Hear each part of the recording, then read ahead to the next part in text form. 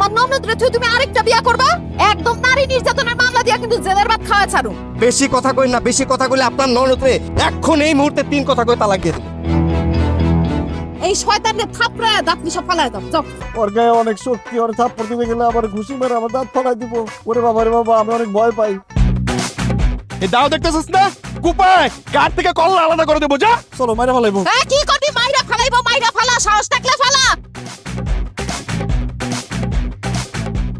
20 পয়সার শরবত তুমি আমারে খাইতে দিছো কেন? তোরে মাইরা ফলানোর জন্য। এই বকশিসের টাকা নিয়ে এখন চাচার পক্ষে কথা কইতেছেন? বেয়াদবের মতো কথা কস। আমার সংসার ছেড়ে সারা জীবনের জন্য কেন চলে যাইতেছো? কারণ তুই ভীতু, কাপুরুষ। তোর চাচাতে তোর জমি দখল করে ফেলাইলো, তুই কিছুই কইতে পারলি না। চেয়ারম্যান যে ঘুষ খায় তোর চাচার পক্ষে কথা বললো, সেখানেও তুই ভয়ে কিছু কইতে পারলি না। মানুষ আমগো গরু, ছাগল, ফল, ফ্রুট সবকিছু নিয়ে যায়, তুই ভয়ে কিচ্ছু কস না।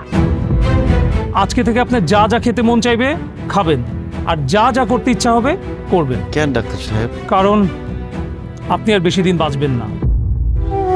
মইরা যখন যামুই, মরার আগে প্রত্যেকটার বিচার করে যাবো আমি।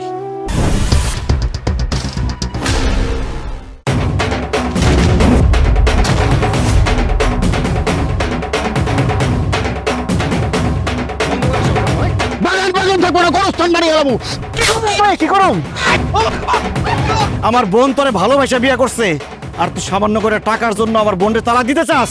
এই বার বুদ্ধিতে আমি আপনার কাছে যৌতুক চাইছি, আমারে নষ্ট করছে মহিলা। ডাইনির বাচ্চা ডাইনি, তুই তাহলে আসল ঘষিটে বেগম। দালালের বাচ্চা তোরে খাইছি আমি, খাওয়া।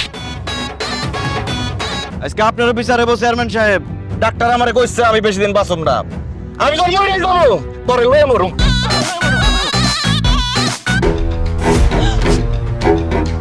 আরে মরি নাই, সরব।